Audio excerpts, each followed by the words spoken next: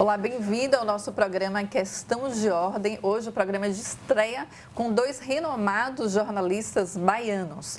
Os nossos jornalistas aqui presentes é Cíntia Kelly, âncora e coordenadora de jornalismo da CBN, e o editor de política da Tribuna da Bahia e repórter do Política Livre, Guilherme Reis. Bem-vindo ao nosso programa, é um prazer tê-los aqui. Obrigado, Fernanda. Eu que agradeço o convite. Vamos iniciar falando a respeito da polarização política aqui no Brasil. Nós sabemos que a polarização política é muito discutida hoje, mas a polarização já começa desde antes, né? Já desde 1994 até 2016, a gente teve essa polarização política entre o PSDB e o PT. Qual a opinião de vocês a respeito dessa polarização política que está atualmente? Vocês acham que está mais acirrada agora? Primeiras mulheres, vamos com Cíntia Kelly. Na verdade, assim, eu não considero uma polarização que está acontecendo, né? O que a gente viu com o PT e PSDB durante muitos anos era, de fato, uma polarização. Dois partidos no campo democrático ali discutindo, querendo ver quem chegaria ao Palácio do Planalto. O que a gente tem visto hoje não é polarização. Você tem, de um lado, um partido que é democrático, que é o PT, e do outro lado você tem um candidato que vira e mexe, ele questiona a democracia, o tempo todo questiona a democracia, as instituições democráticas. Então, eu particularmente não consigo colocar no mesmo nível e chamar isso de polarização. O PSDB e o PT sempre estiveram ali em linhas opostas, mas sempre discutiram de forma muito civilizada. Claro que tem aquele episódio da bolinha de José Serra, né? Mas era uma bolinha de papel, né? Lembre para o telespectador a respeito da bolinha. Ele estava num corpo a corpo na rua e alguém, certamente do PT, jogou uma bolinha. Teve até um perito para examinar, né, a bola, de onde saiu, para você ver o ápice que foi, né, uma bolinha de papel. O que a gente vê hoje não. É tiro, é gente sendo assassinada. Você viu lá atrás o próprio presidente atual que levou uma facada em 2018 durante a campanha. Então, isso não pode ser chamado de polarização, né? As pessoas estão indo, né, com tudo, as vias de fato, o ódio está imperando. Então, portanto, eu não considero que a gente está vivendo uma polarização. É muito pior do que isso. Você considera, Guilherme? Eu acho muito boa a análise de Cíntia, porque se é que a gente pode chamar de polarização isso que a gente vive, é no mínimo uma polarização muito diferente das que houve entre PT e PSDB no passado.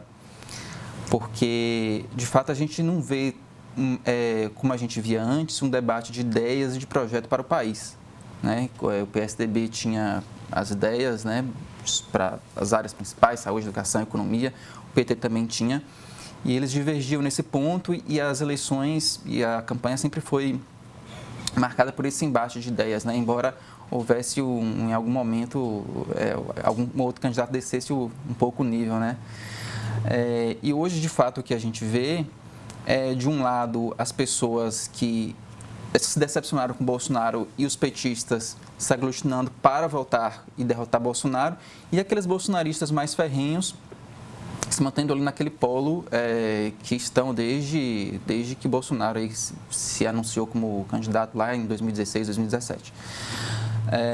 E existe, de fato, um estímulo muito grande, e que eu nunca vi, assim, eu tenho 28 anos só, mas eu nunca vi um estímulo tão grande à violência, né? Um clima tão belicoso numa eleição, com pessoas sendo agredidas, assassinadas, ameaças de atentado, mais do que em 2018, né? E eu acho que, em parte, esse clima digamos assim, de estímulo à violência é muito por conta do próprio discurso de quem está no poder hoje, né?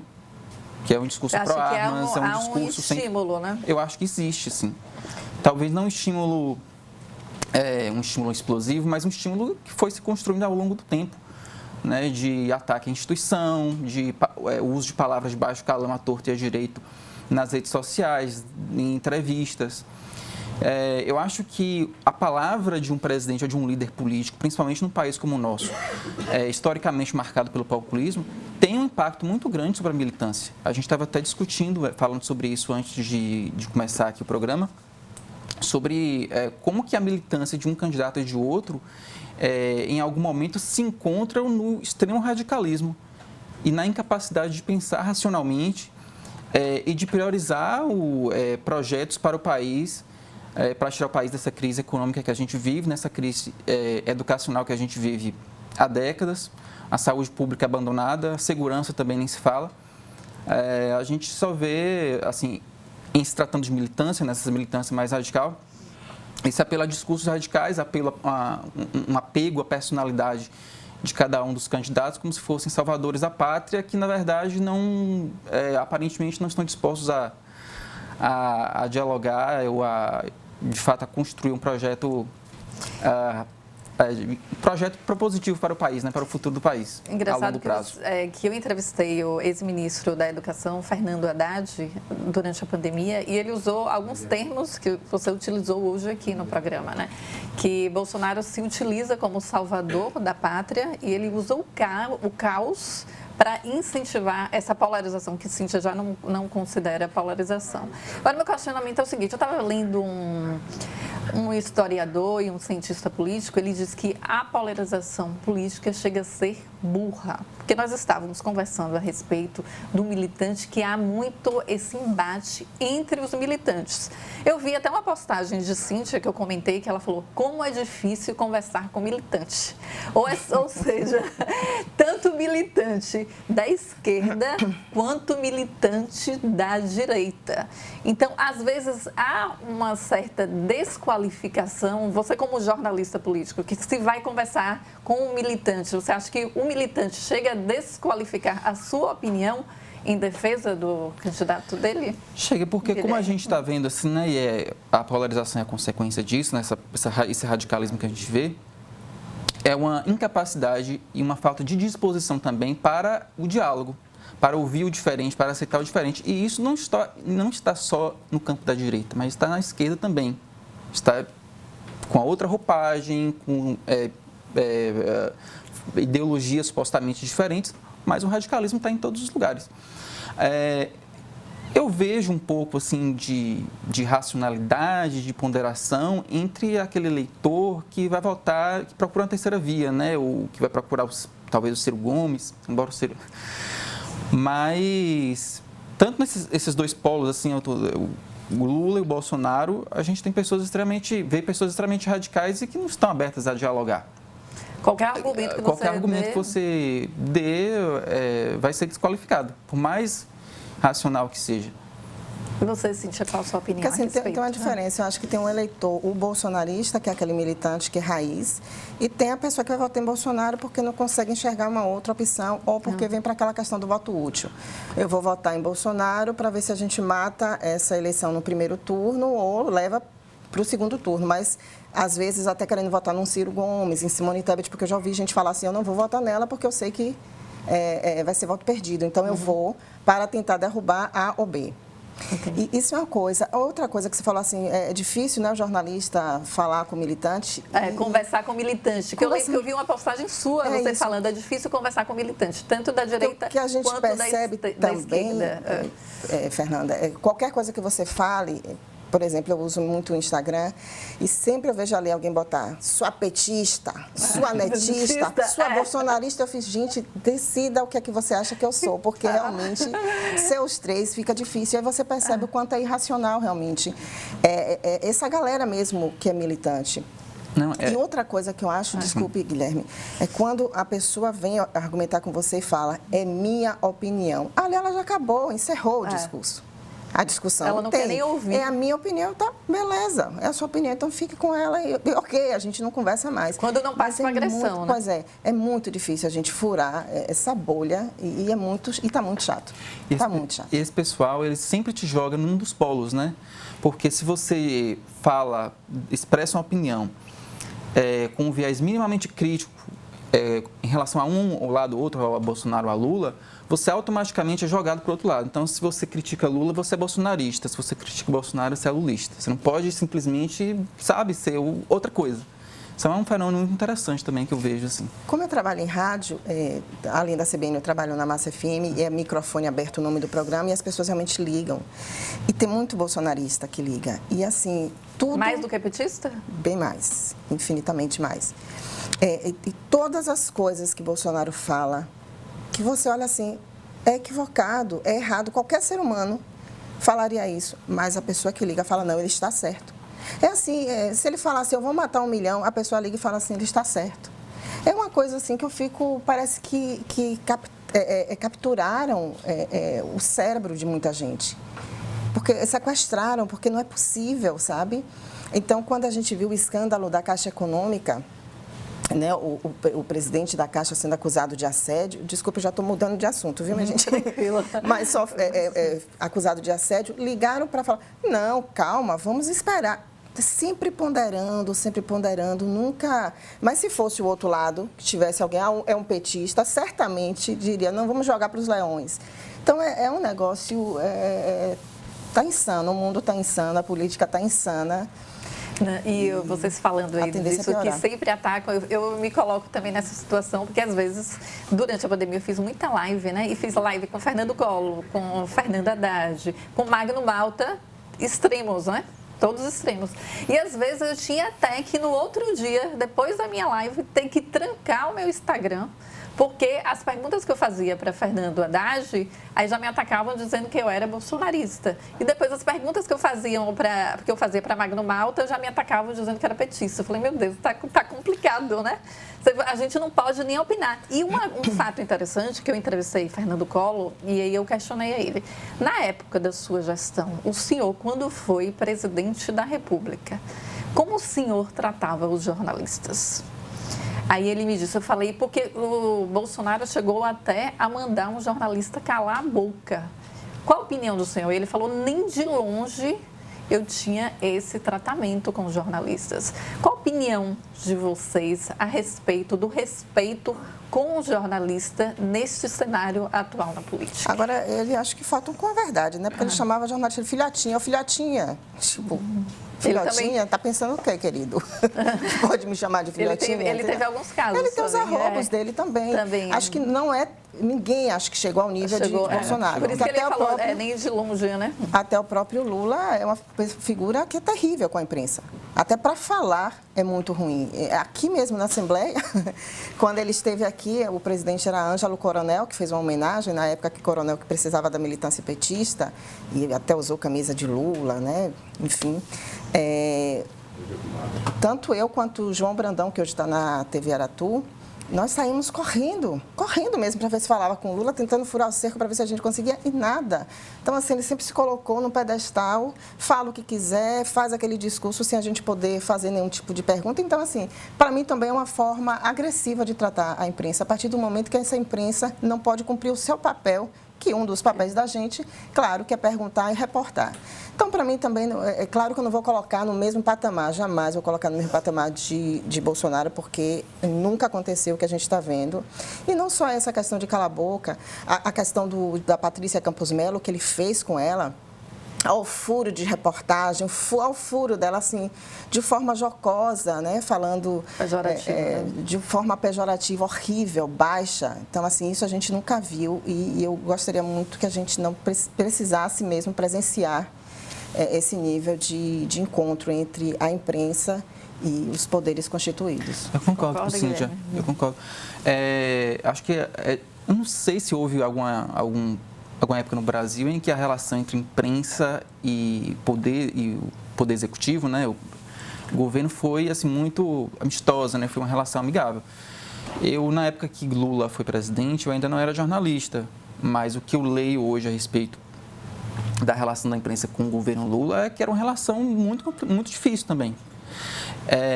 Não me lembro de nenhum caso muito explícito, público de agressão verbal, como há hoje, né, que a gente vê com Bolsonaro contra jornalistas, mas havia, sim, o próprio Reinaldo Azevedo, né, que sempre foi um crítico ferrenho do PT, ele disse uma vez na rádio, na coluna, programa dele na rádio Band News, que o governo do PT, no governo do Lula, fechou uma revista dele, se não me engano, né, por meio de pressões sobre agências publicitárias, etc. Então, acho que o PT, se não fez autocrítica, deveria fazer, né, nesse momento de ataque à imprensa, de ataque à democracia que a gente vê no Brasil. se quer realmente fazer diferente do que fizeram, do que Bolsonaro tem feito. Eu entrevistei Rafael Cortez, que era do CQC, e ele falou justamente isso, que o CQC foi acabando mais na gestão de Dilma, porque proibiam de entrar, davam muitas negativas e aí foi acabando o programa. Mas, gente, nós vamos para um rápido intervalo comercial e a gente volta já já com esses dois renomados jornalistas para discutir política.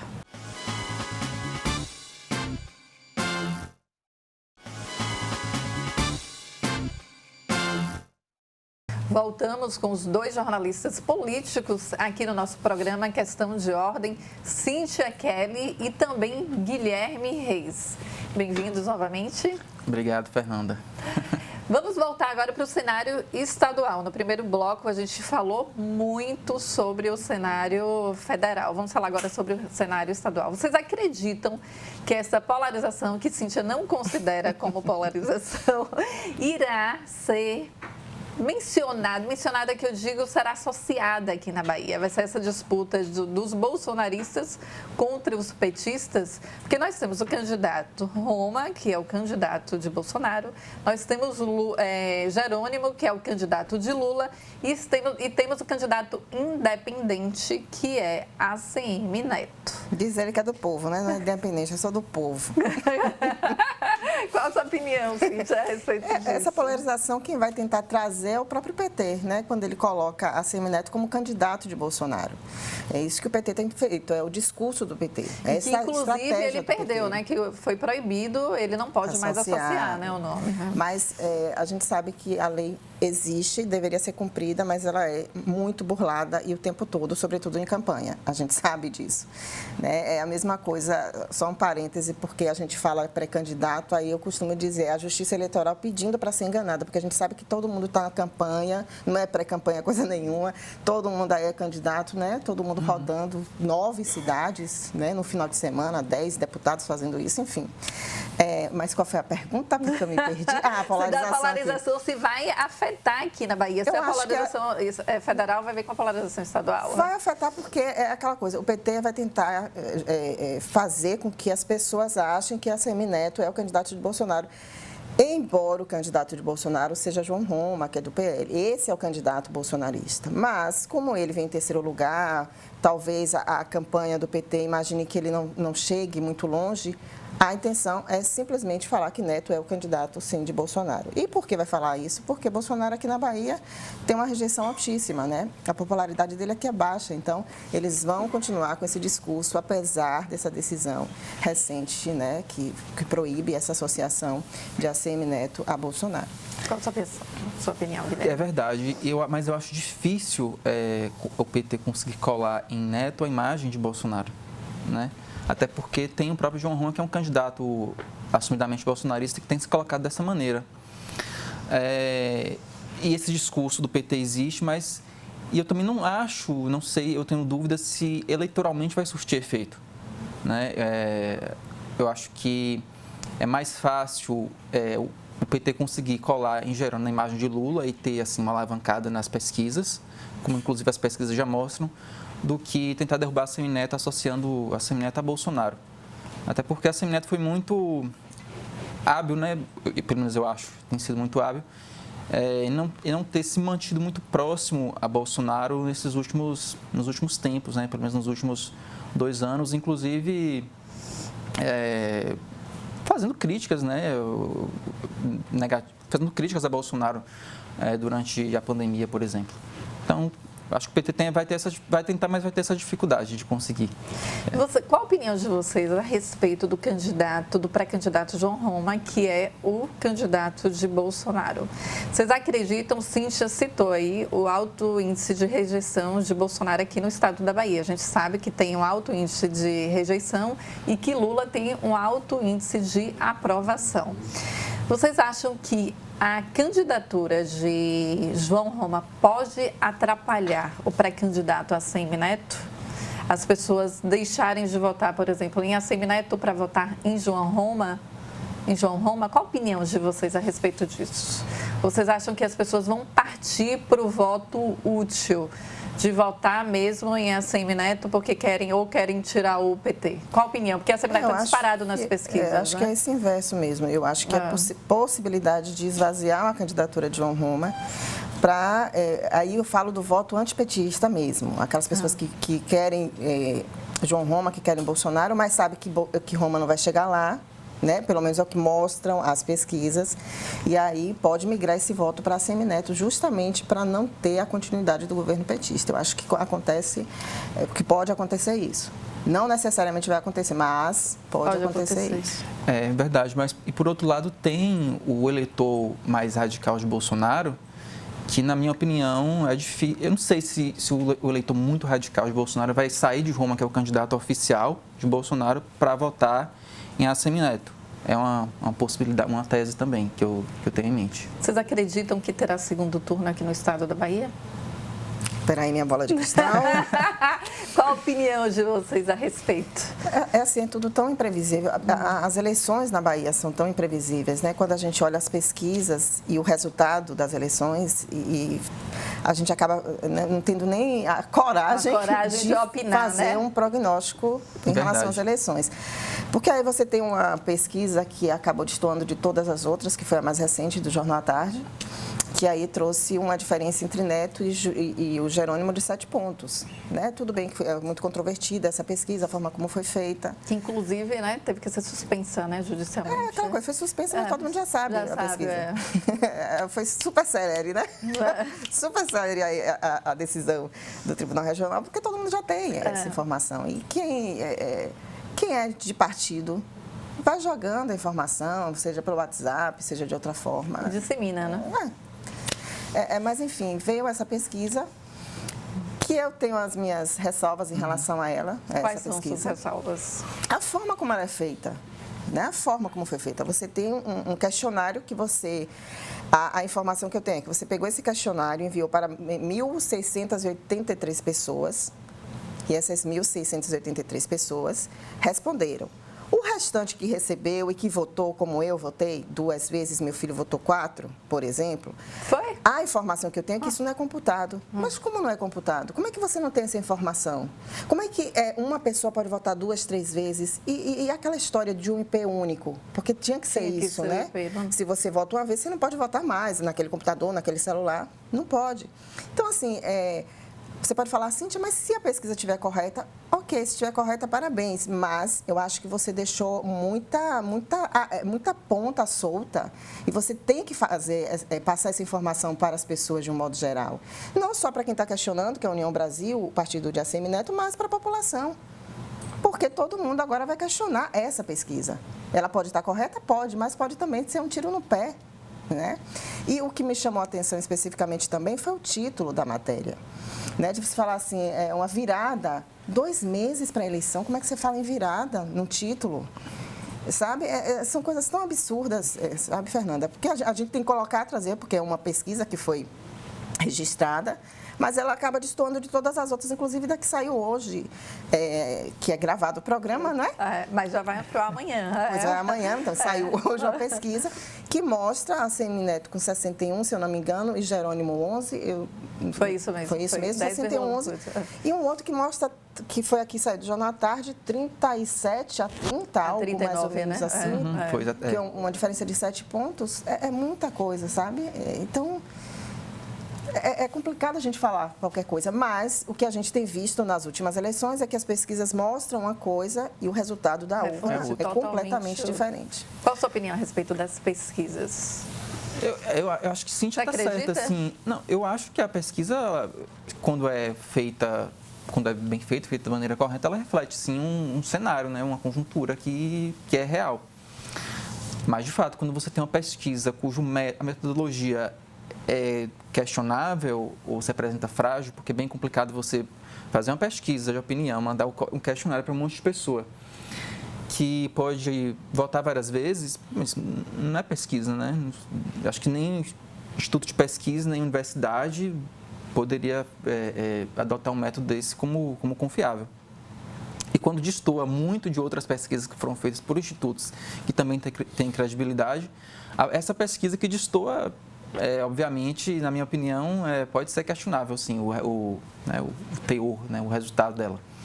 Eu quero saber a opinião de vocês a respeito do jornalismo, né? Nós estudamos, obviamente, na faculdade que o jornalista tem que ter ética e tem que ter imparcialidade, ou seja, noticiar a verdade sem tendenciar. Qual a opinião de vocês a respeito de jornalistas que têm lado?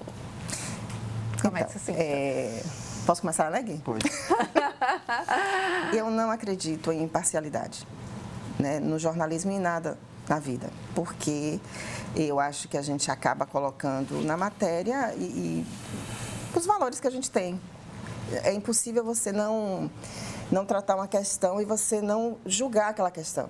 Dizem que os jornalistas mais, né, antigos, né, da velha guarda, conseguiam fazer isso. Mas hoje em dia eu não acho que a gente consiga. Da mesma forma que, diferentemente do passado, hoje a gente, numa televisão, a gente chora apresentando, né? Se traz alguma matéria que emociona você, você acaba chorando. Você tem essa liberdade. O que eu acredito é na honestidade intelectual. Você tem que ter honestidade intelectual. Então, você tem que ter correção na hora que você falar ou escrever a sua matéria. Aí é diferente e eu acho que tem que ter. Pronto, isso é uma coisa. Mas o opinativo, é óbvio que a gente pode opinar. E o artigo, né? O que eu faço, no artigo, no comentário, você pode opinar. E é interessante porque muita gente não consegue entender isso. E aí agora as pessoas falam, como eu sou de rádio, eu não quero saber da sua opinião, não. Eu tenho a minha opinião formada. Eu acho que o ouvinte tem que ter a sua opinião, sim. E a minha opinião não é para formar a opinião de ninguém. É a minha opinião sobre aquilo ali. Então, assim, eu não estou querendo que as pessoas mudem de lado ou que elas passem a enxergar da forma como eu enxergo. Eu apenas estou externando a forma como eu enxergo determinada coisa. Mas a sua opinião tem peso, obviamente, tem peso, influencia. Influencia quem ainda não está formado. Mas quem está formado, eu não tenho a menor pretensão de mudar aquilo ali, Fernanda. Te digo, eu não tenho a menor pretensão. Eu acho que talvez nenhum jornalista tenha essa pretensão. Mas se é opinativo, se eu estou no comentário, eu vou fazer o comentário de acordo com o que eu acho que devo fazer e falar. Né? E muita gente, eu acho que não está conseguindo entender isso. Aliás, eu acho que esse governo fez com que a população se voltasse contra o jornalismo. A população de um modo geral. Né? A credibilidade do jornalista está cada vez menor, por causa de um presidente que vira e mexe e coloca essa população contra a gente. Embora, volto a dizer, existem vários tipos de jornalismo, opinativo, interpretativo e o outro que eu não consigo lembrar o nome. News, né, que a gente faz aí. Enfim, não consigo lembrar o nome. Mas essa luta que a gente trava diariamente, eu não acredito que seja só no rádio, na televisão, nos sites, é uma luta. Hoje a gente luta. Eu me formei em 98, né, tipo Matusalém, porque eu não aguento toda hora Guilherme falando que eu não lembro do governo Lula porque eu era pequeno. Enfim, eu lembro. Lembro bastante, viu, Guilherme? Lembro de Collor, lembro de Sarney. Eu lembro Então, assim, a gente é de um período que a gente acho que fez jornalismo justamente para tentar diminuir as desigualdades sociais. A gente achava que a gente ia ter, né, a importância de mostrar às pessoas, a gente ia salvar o mundo. O jornalista, ele é imbuído disso. E quando a gente está na faculdade, a gente acredita mais ainda, né? E as pessoas achavam isso também. Hoje, a gente é demonizado. É demonizado. É triste, né? Não, isso é verdade. Inclusive, existem pesquisas que mostram que essa descredibilização do jornalismo é tanto consequência desse discurso político contra a imprensa, como também consequência da internet, né? dos aplicativos, porque as pessoas estão hoje consumindo muita informação via WhatsApp, via rede social. E a gente sabe que é nesse terreno que a fake news se propaga, né? As informações distorcidas. E, de fato, a imparcialidade, a academia é unânime que não existe imparcialidade no jornalismo. E eu também não sou contra, por exemplo, que um veículo de imprensa, que um jornal, tenha um direcionamento ideológico, desde que, obviamente, isso seja explicitado ao leitor, né? O leitor precisa saber onde... Nos Estados Unidos tem isso, ele está, né? entrando, né, na França, né? O Le Monde, por exemplo. Se é um jornal que é mais centro-esquerda, se é mais de direita. Eu acho que o veículo não pode, de alguma forma, enganar o leitor. E o repórter... Você acha que no Brasil tem isso? Você acha que é explícito? Que o jornalista tem ali as emissoras, é explícito que a emissora é contra o governo, é a favor?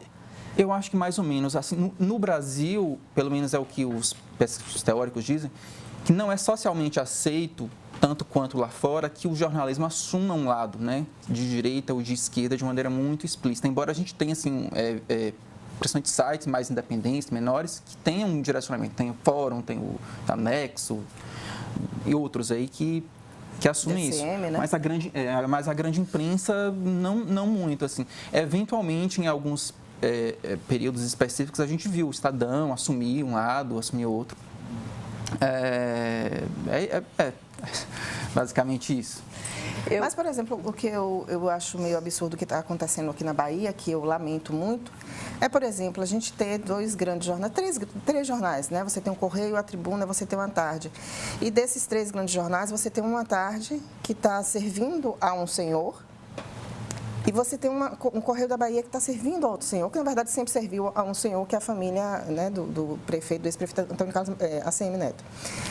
O que a gente tem visto na tarde, numa coluna chamada, acho que é o Carrasco, que você vê de cima a baixo, simplesmente criticando o lado de ACM Neto o tempo todo. Então, são coisas...